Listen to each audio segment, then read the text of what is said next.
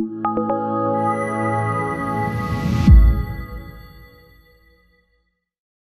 right, we are very excited to be here today with Brenda Davis. She is a registered dietitian, an internationally acclaimed speaker, and a leader in the field of plant-based nutrition. She has worked as a public health nutritionist, a clinical nutrition specialist, a nutrition consultant, and an academic nutrition instructor. Brenda Davis is also the lead dietitian in a diabetes research project in the Marshall Islands, which we'll be hearing a lot about today. She is a featured speaker at nutrition, medical, and health conferences around the world, and she is the co-author of 9 award-winning best-selling books with over 750,000 copies in print, including, but not limited to, Becoming Vegan, both the comprehensive and express editions, Becoming Raw, Becoming Vegetarian, and Defeating Diabetes. Brenda has also authored and co-authored several articles in peer-reviewed scientific research and in journals and in magazines. So thank you so much for being with us here today, Brenda. Oh, it's my privilege. Thank you for inviting me. Fantastic. So today what we're going to do is talk about 2 important topics. The first topic is the paleo diet. And then the second topic is your groundbreaking research in the Marshall Islands, working with people with prediabetes and type 2 diabetes. So let's start with the paleo diet because it's such a hot and actually quite confusing topic in the world of nutrition today. So can you kind of give our listeners an idea of what exactly is the paleo diet? Well, the paleo diet really is just a diet that tries to copy the diet of our sort of ancestors, if you will. And so it's a diet that is kind of a hunter-gatherer, really a hunter-gatherer diet. And the thinking is that if we eat like our ancestors did, that we'll achieve optimal health and well-being. And of course, there are a few problems with the theory. So my next question here is the current paleo diet, is it actually evolutionarily accurate? And does it actually represent what our ancestors used to eat? Well, when the paleo diet first became very, very popular, it really concerned me a lot.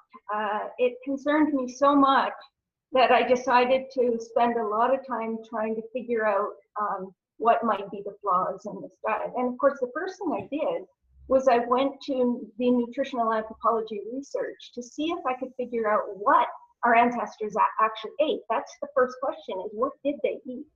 And for the first about 80% of the Paleolithic period, human beings were pretty much completely plant-based. Maybe a few insects here and there, whatever they could scavenge, but they were probably 98% plant-based. In the last 20%, they sort of evolved to a more hunter-gatherer scenario. And of course, the amount of hunting versus gathering depended on where they were in the world. If they were close to the equator where more plants were available, their diet was probably 2/3 plants, 1/3 animals. If they were way up north somewhere, it was probably the reverse. So it was, there wasn't one paleo diet. There were literally thousands of paleo diets, depending on where you were. But the positive thing about the paleo diet, of course, is nothing was processed. So when you think about the foods that are being removed, well, the paleo diet removes milk. It removes all of the packaged and processed foods and supposedly the concentrated oils, the things that involve any major form of processing. So you're getting rid of a lot of garbage. You're getting rid of all of these refined carbohydrate foods and all of the hydrogenated fats and all of these things that are so hugely damaging to human health. So that they do, there's no question they do right. But when I started looking at Paleolithic research, trying to figure out, okay, what really is this diet, there were a few things that just absolutely astounded me. And that the first thing is that the average fiber intakes of the latter paleo period, so the last 20%, where people were eating a fair number of animal products, the average fiber intakes ranged between 75 and 150 plus grams a day. So I just went, pardon? Because that is a truckload of plants. I mean, you don't get fiber from animals. You get fiber from plant foods. And so I'm thinking, how in the heck did they eat that much fiber? Well, if you investigate a little bit, you'll find out that foods in the wild are really concentrated. They're more fibrous than conventional or commercially grown plant foods. But certainly these people were eating a lot of fiber. And then the other things that jumped out at me is the estimated vitamin C intakes were 500 or 600 milligrams a day, which is huge. Most people are eating, even vegans, 200 or 300 milligrams. The potassium intakes, the RDA for potassium is about 4,700 milligrams. They were eating 7,000. One estimate was 7,000. One estimate was 10,000. Where does potassium come from? Well, it's mostly fruits and vegetables. So again, this was an indication they were eating a lot of plants. And then so I thought to myself, you know, when I look at the numbers, the estimates for what people in Paleolithic times actually ate, it seems to me closer to a vegan diet than what people are calling paleo today. So I went on to the most popular paleo website I could find, and I took 3 days worth of their menus and I analyzed them using their recipes. This was a painstaking process because I had to put every single item into the, you know, into the database, and I came up with an estimated intake for these people. Did the same with 3 days of vegan menus, just used the menus from our books because we had already analyzed them. And then I you know, so recommended paleo menus, recommended vegan menus, and then I compared them to actual paleo intakes. And what I found out was that the vegan diet came closer for 12 nutrients than this so-called paleo diet to a true paleo diet. And the what people are calling paleo diet today came closer than the vegan diet for only 4 nutrients: protein, zinc, cholesterol, which isn't a nutrient at all, but and vitamin A. That was it. All of the other carbohydrate, fat, essential fatty acids, almost all of the vitamins and minerals were far closer on a vegan diet than they were on what people call a paleo diet today. And the reason for this is really very simple. The paleo movement is so focused on meeting, sort of matching the protein intakes of Paleolithic people, which is about 30% of calories from protein. And so they're completely focused on meat. And instead of being focused on the fiber intakes of paleo people, for example, if they were focused on the fiber intake, they would be trying to get a lot of plant foods, which, you know, certainly they eat some fruits and vegetables, but they're not eating legumes, they're not eating grains because they say they contain anti-nutrients and they weren't part of Paleolithic diets, which we know is not true.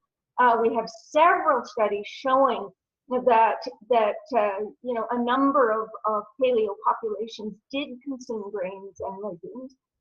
So you know, I could go on and on, but the bottom line really is this: is that what people think is a paleo diet is really very far from a paleo diet. This is really great information right there, and I love how you went through the detail of entering this stuff into the software. It's really enlightening just to objectify the numbers. So the modern day paleo diet, let's talk about that. So in the, you know, the way they define it, are there any long-term studies that show whether that diet leads to better health outcomes?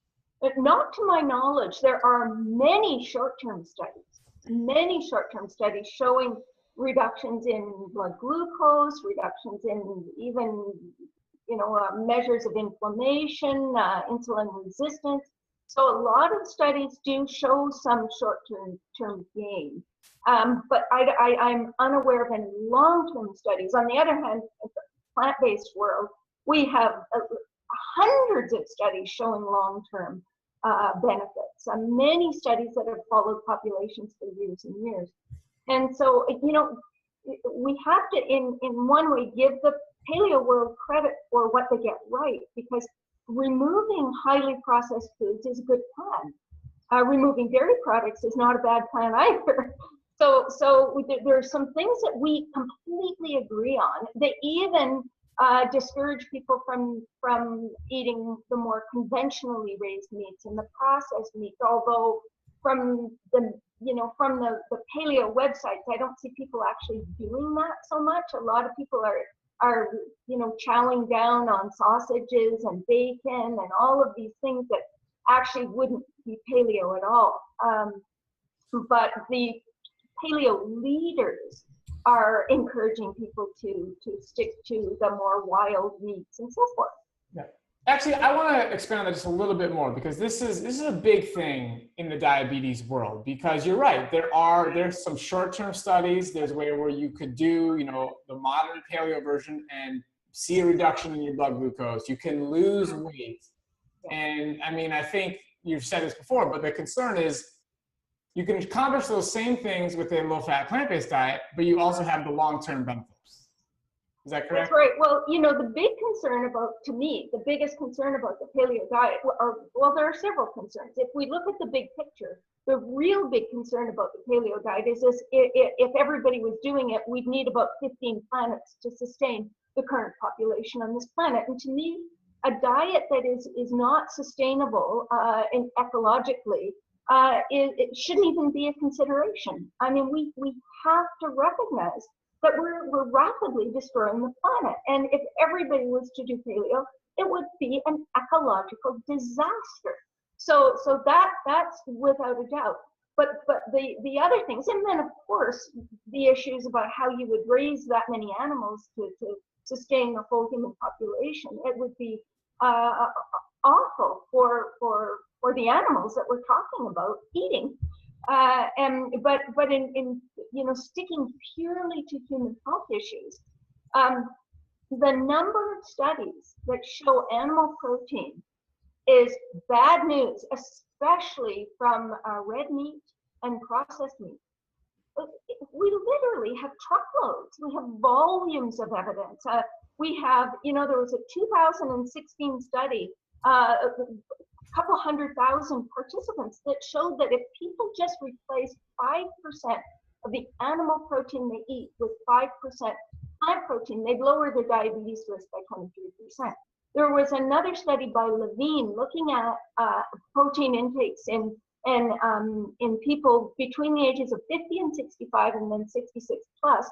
And what they found is people eating more than 20% of their calories from protein, which is not even in the range of paleo, is more like 30%. But people eating that much that many of their calories as protein, they actually had about a 4 times increased risk of diabetes from 50 to 65, and over 10 times increased risk if they were 66 plus.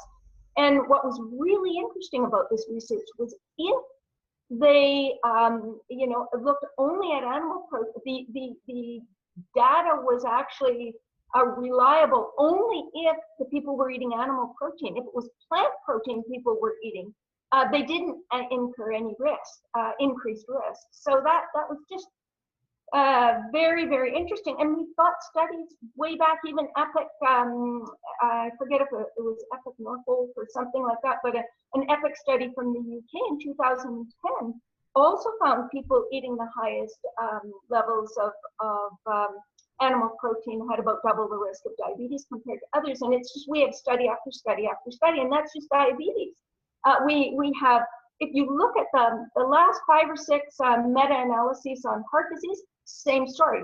Last 5 or 6 meta-analyses on cancer, same story.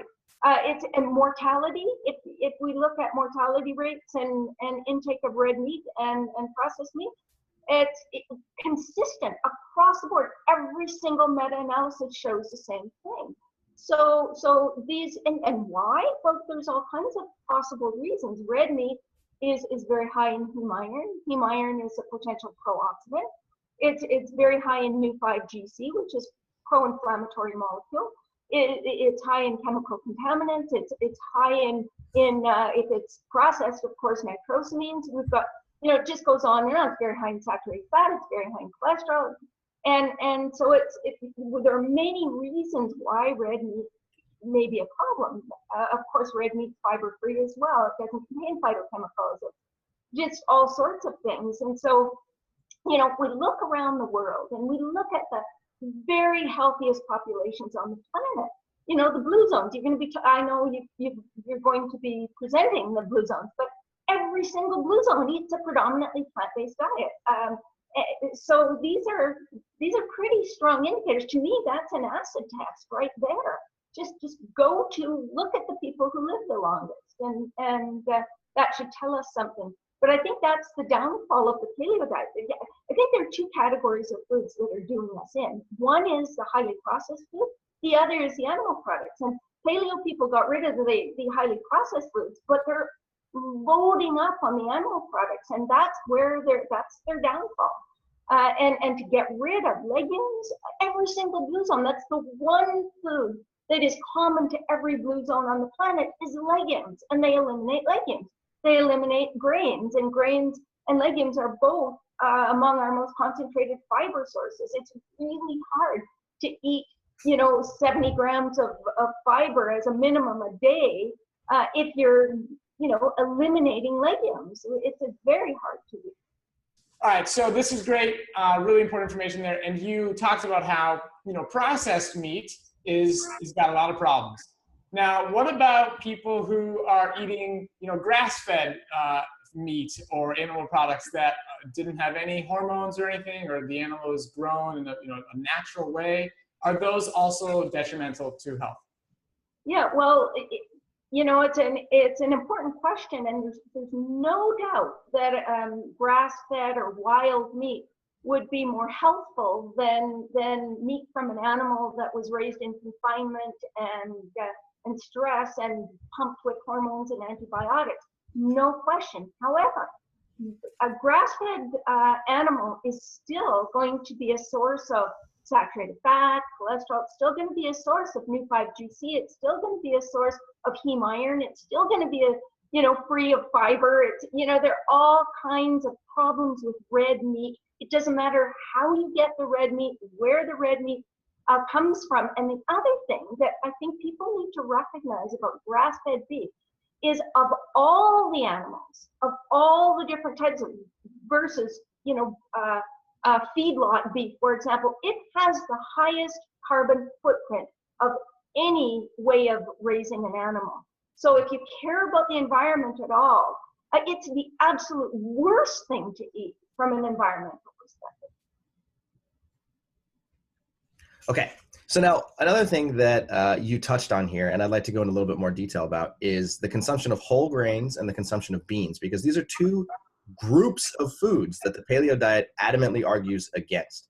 So why is it that people in the paleo movement say that eating whole grains is not healthy, and why do they tell people to stay away from them? Well, for both whole grains and legumes, they claim that they're major sources of anti-nutrients. And so they say for that reason they shouldn't. Well, there's two things. They say they weren't consumed by our ancestors, which is actually not true. And the second is that they're sources of anti-nutrients, which is true. They are sources of anti-nutrients.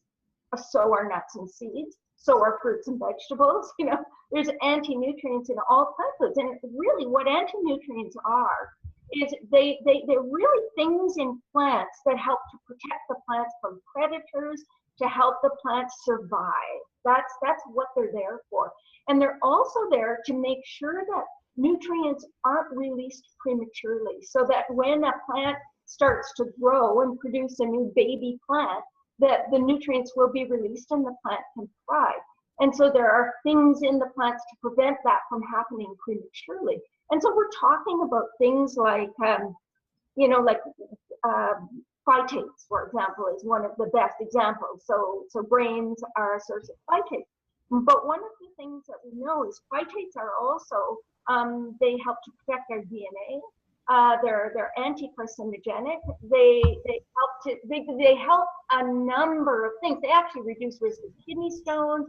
It's just on and on and on what we know about the protective effect of phytates. So no, we don't want to overdo phytates. We don't want to be sprinkling our food with wheat bran, especially if we're vegetarian. We already get enough phytates, but we want some in our diet. And so there's a balance there.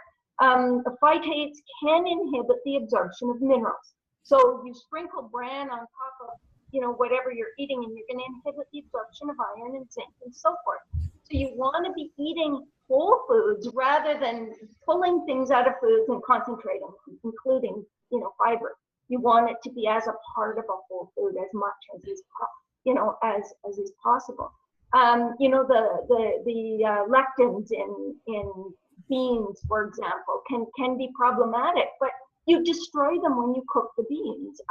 You reduce them when you sprout the beans. So most of the ways that we prepare foods, whether it's legumes or grains, we reduce these anti-nutrients to the point that they become, reasonable for people.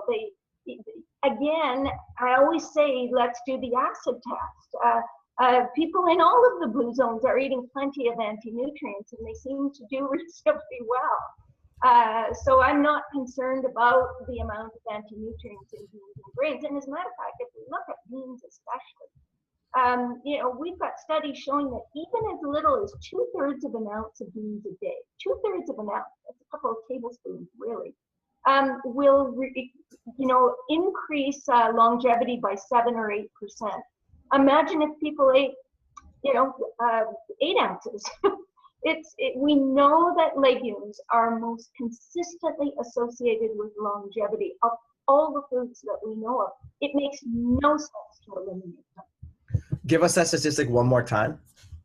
So the amount of legumes. So the one study, it was a 2004 study, showed that if you, it was actually 20 grams, which is about 2/3 of an ounce of beans. If you include 2/3 of an ounce, it's nothing, into your diet every day, you will reduce mortality by 7 to 8%. So 2/3 of an ounce of beans. I mean, we're talking, what is that, a tablespoon? If that? It may be 2 tablespoons, or a tablespoon and a half, maybe. It's so little. But the studies on legumes are so strong and consistent. They reduce blood sugar. They reduce blood cholesterol. They're the highest sources of fiber in the human diet. They're loaded with phytochemicals and antioxidants. It's just, so many protective components. They're very low in fat generally. They contain no cholesterol. It's just good, more and more good things that you learn about legumes when you start to look at the scientific literature. It's a no-brainer, and to eliminate them because they contain lectins. When these things are basically eliminated when you cook them for 15 or 20 minutes, and you always cook beans for an hour or more, it just makes no sense to me at all. So that's, it's kind of ridiculous, and it's actually really hard to get your fiber intakes to see up to where they should be without legumes, because in the wild, foods contain about triple the concentration of fiber per gram. So if you had a cup of some wild plant versus a cup of conventional plant, you get triple the amount of fiber in the wild plant. Why exactly is that the case? Well, I think that it's the case very simply because as human beings, we want our food to taste really good. We want it to be sweet. We want it to be lower in fiber. So when we grow foods conventionally or commercially, we're growing them to be palatable. And in order to make foods palatable, we've hybridized, we've figured out ways to get them a little lower in fiber and a little higher in sugar and just a little more flavorful. And that's as simple as that. So wild foods are struggling for survival, and so they tend to be a little hardier and just more fibrous and less sweet and all of that. So that's the reason for that. But so in order to get fiber to where it was, in Paleolithic times, or even to 35 to 50 grams, where it needs to be at a bare minimum to get the kind of results we want with diabetes, we have to include legumes. We've got to include whole grains, or it's just darn near impossible to get there. Okay, so we talked a little bit earlier, you covered this about some of the similarities, but let's just go through what is the common ground between this low-fat plant-based approach and the paleo world? Well, the common ground is fruits and vegetables. Nuts and seeds perhaps, but certainly those plant foods. So that's one thing that we agree on. We agree to get rid of milk. And we agree, I think most of us agree, that we shouldn't be eating these really hyper palatable, highly processed foods. They're not good for human health. And so that's probably the main thing we agree on. We both probably agree that alcohol shouldn't be overdone either. And otherwise, I think our big areas of disagreement are they say eat meat, we say eat legumes and grains. So that's in a nutshell. Is there any chance that we would be healthier if you ate a lot of plants and included a little bit of meat? We don't know. To be honest, we don't know.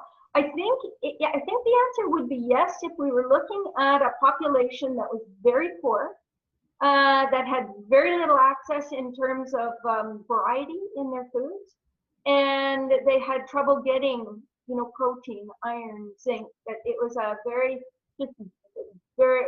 very limited food supply. Adding meat in that case, a little bit of meat could help them to get the nutrients that they may not be getting enough of. But I think from the point of a sort of North American population or a more developed population, we don't really know, to be honest.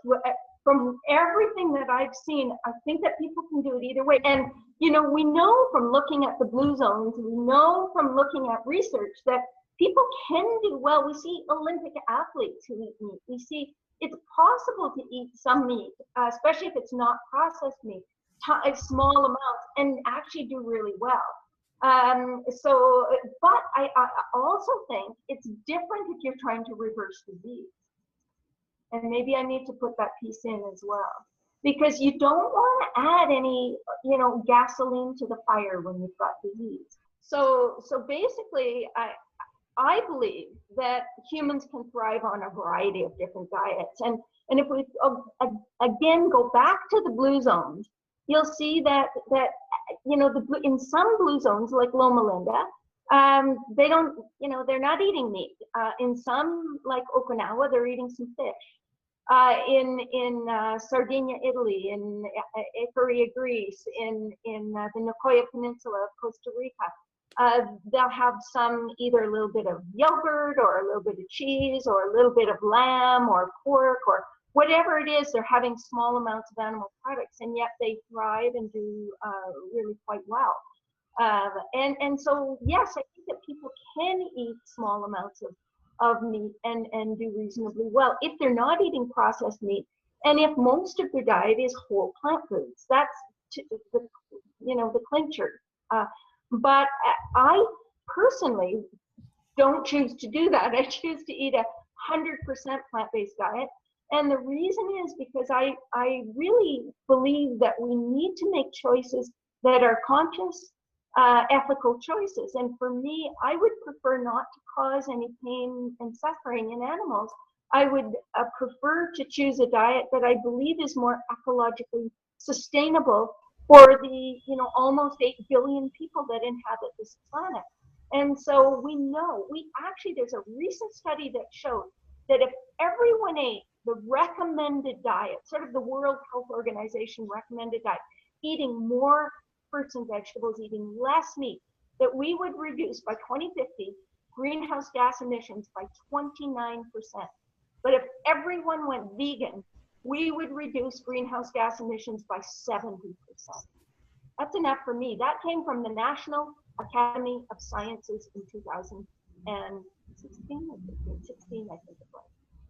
So this is, it's a no-brainer. And so I can't, knowing what I know about food and enjoying plant foods very much, I can't. Okay, so we mentioned this a little earlier, but let's switch gears and talk about your work in the Marshall Islands. So you've done some extensive diabetes research there. Can you tell us about it? Well, in 2006, we started our diabetes research. Actually, I want to go to square one. I want to tell you where the Marshall Islands are and a little bit about the Marshall Islands just to set the stage. So the Marshall Islands are about halfway between Hawaii and Australia. They're a very, very remote country, and there's just nothing within 2,000 miles of any direction. So it's very remote. They were actually used as atomic bomb testing grounds after the Second World War. So they are very, very remote, small population, about 60,000 people. People may have heard of the Marshall Islands because they're one of the first countries that will go under due to climate change. They have very, very little elevation. So it's essentially a coral, there are about 1,200 islands, but there are a couple of main islands that are essentially coral reefs. So the ability to grow food is really quite limited on the islands. And so, 70 or 80 years ago, these islands had absolutely no diabetes. It was unheard of. People really just lived off the land. They lived off coconut, breadfruit, which is kind of like a potato-like thing that grows on trees, taro root, any green leaves they could get, and of course, whatever they could catch from the ocean. And that was essentially their diet. And pandanus, which gave them their vitamin A, which is a fruit that you suck the juice out of. And then what happened is they started getting food. Well, of course, after atomic bomb testing, they were given some food from elsewhere, and then of course started getting all the imported food. And what happened is of course people being very poor on these islands could really only afford the cheapest foods, which of course are always these highly processed foods. So people went from living off the land to living off of spam and sticky rice, and their main beverage is a drink called luau, which the first ingredient is high fructose corn syrup. On these islands, we see the favorite snack of the children is ramen noodles in the crinkly packages. They crack open a package of ramen noodles and sprinkle Kool-Aid powder on top for flavor. So it's just, I actually have seen children sprinkling the Kool-Aid powder on top and then sprinkling white powder on top of that, which is pure MSG, Ajinomoto, on top of that, and that's their snack. It's one of their favorite snacks. So you can imagine people going from living off the land, eating zero processed foods, and being, for many generations, their bodies are really, that's genetically, that's what they're accustomed to. Then all of a sudden, over a couple of decades, they switch from this unprocessed diet to this hyper palatable, super processed diet. You can imagine what it did to them. And so this is the reason that the Marshall Islands now has the #1 death rates from diabetes on the planet. And estimated probably 95% of them have either type 2 diabetes or pre-diabetes. And I'm talking about the adults here. The children don't have diabetes. The children are very thin and physically active. So they don't get sick till they're in their 20s. Okay, so you go to the Marshall Islands, you see this the diabetes kind of progressing at epidemic rates here. You said 95% of the population has either pre-diabetes or type 2 diabetes. So what is the dietary intervention that you implement, and then what types of results do you see from that? Okay, so what we did was we basically did a screening and screened people for diabetes, and then we basically randomized people to either an intervention group or a control group. And the control group just did usual care. The intervention group did our program. And our program was this. We had people for about 3 months, where for the first for the first month, really, they were receiving pretty aggressive intervention. So they're with us 5 days a week for probably 7-8 hours a day. So we were feeding them breakfast, lunch, and dinner. They were exercising. They were getting all kinds of training, learning how to grow foods, learning, about just about nutrition and about exercise and why they're important. And so we really went in. We actually took over a TB and leprosy clinic, cleaned it out, and created a diabetes wellness center. So we had an exercise room, and we had a room for education, and a room for eating, and a kitchen, and we hired cooks and trained them, and it was quite a process. And so what we saw was in the first 2 weeks, within the first 2 weeks, we saw average blood glucoses drop about 75 points. We saw, in the first 3 months, we would see A1Cs come down about 2 points. One of the things that we noticed and that people commented on a lot was that they went from being in pain, having such pain in their legs they couldn't even walk across a room, and some of them had had this pain for 10 or 20 years. Within 2 weeks, it was gone, and that just shocked me. The thing that shocked me most was how rapidly the changes happened. People would say that they had fuzzy brains, that they couldn't think clearly. And within a week or two, that was gone. It was absolutely gone. And so and the other thing is you can imagine the Marshallese diet being a diet of, you know, a lot of processed meat, chicken, white rice, sweet drinks. They were consuming probably 5 grams, maybe 5 or 6 grams of fiber a day. They went from eating 5 grams of fiber a day to eating 50 grams of fiber a day. And you can imagine what that would change for them. So they had a lot of changes in their gastrointestinal health. And a lot of them were worried because they went from having a bowel movement once a week to having a bowel movement once a day or twice a day. And so it was a huge changes that were noticed immediately. And so the diet that we used, we actually, I have to say this because it's maybe a little contrary to what some of the other speakers may be saying. We started out with a diet that was a very high carbohydrate, but whole food carbohydrate. So we were using barley and beans and all sorts of whole grains. We made whole grain breads. We did, you know, just everything from scratch. Everything was made from scratch. We did granolas and so forth. And we allowed our participants to eat as much as they wanted of these foods. So if we did sweet potatoes or taro root or breadfruit, we would just serve these carbohydrates and these other foods, and people could just serve themselves. And that did not work for these people. What we had to do was we actually had to limit starchy vegetables and whole grains to, we had to limit the serving sizes. So what they were allowed to eat as much as they wanted of was legumes and non-starchy vegetables. So for dinner, we would do bean stews that had a lot of non-starchy vegetables and just a bit of pumpkin or breadfruit or a measured amount of barley. And as soon as we started doing that, our results improved dramatically. These people being they were just very carb sensitive. And I think people who are insulin resistant, who are very insulin resistant, we need to just monitor or control the amount of carbohydrates, especially while they're in the process of needing to lose weight, until we get their weight to where it needs to be. And so and the other thing I think is hugely important is we went from including a variety of whole grains, like grains that were made into bread and grains that were made into cornbread or whatever, to using only intact grains. And so I created what I call the whole grain hierarchy.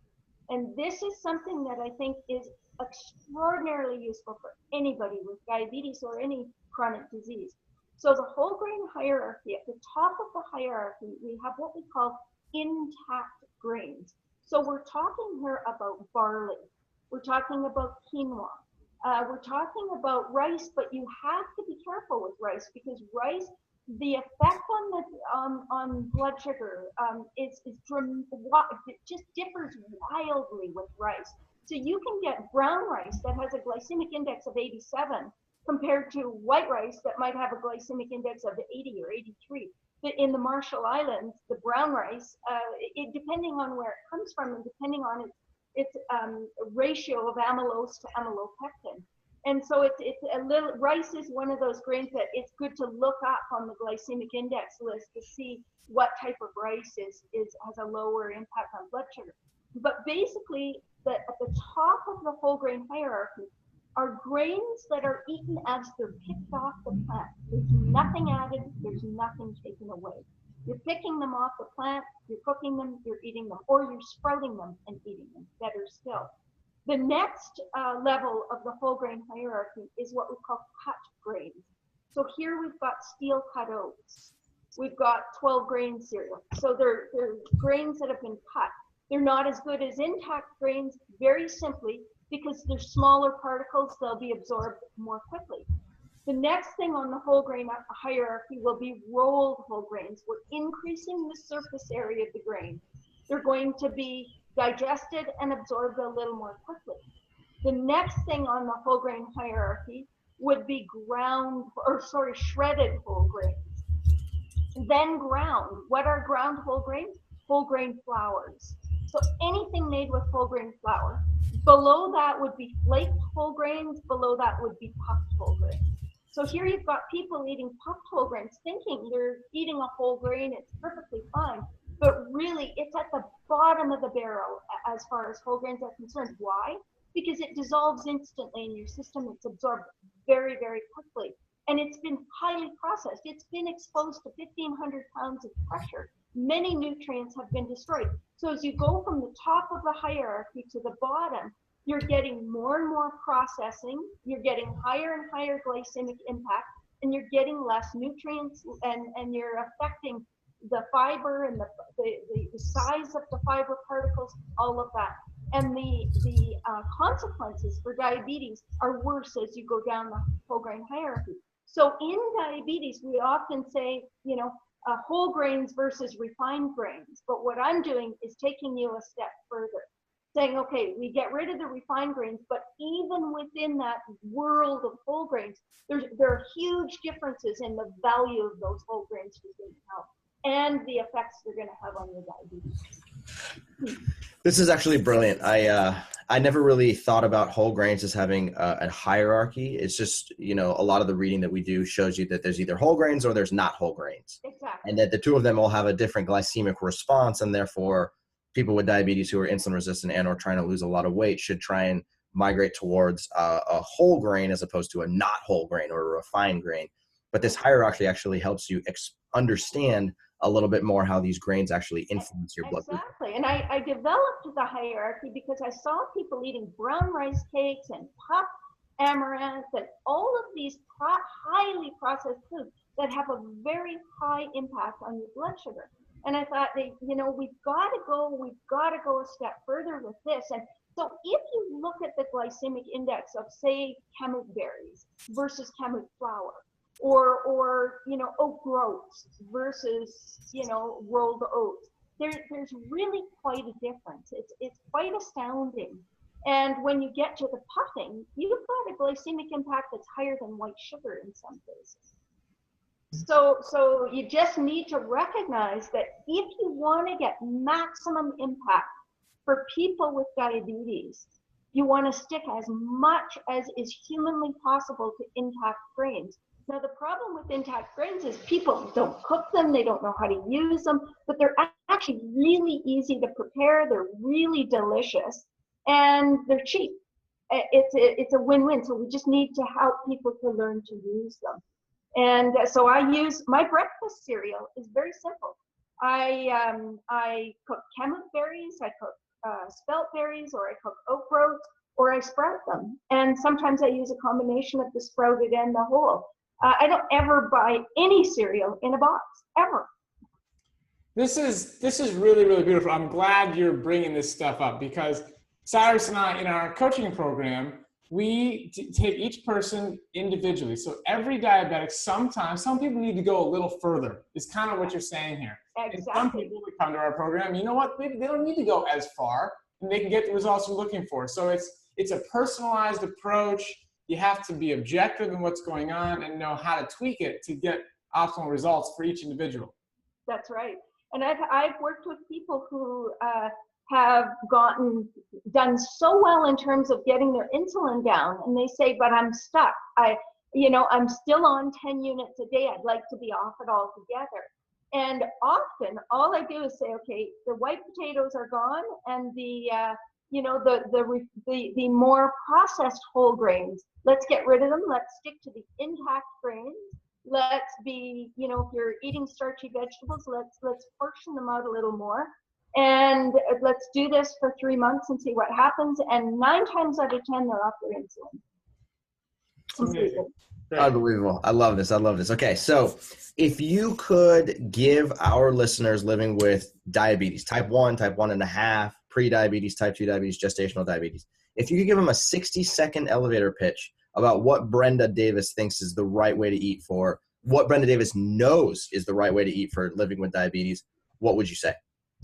I would say focus on non-starchy vegetables and beans as much as possible, full legumes, and make those really the foundation of your diet.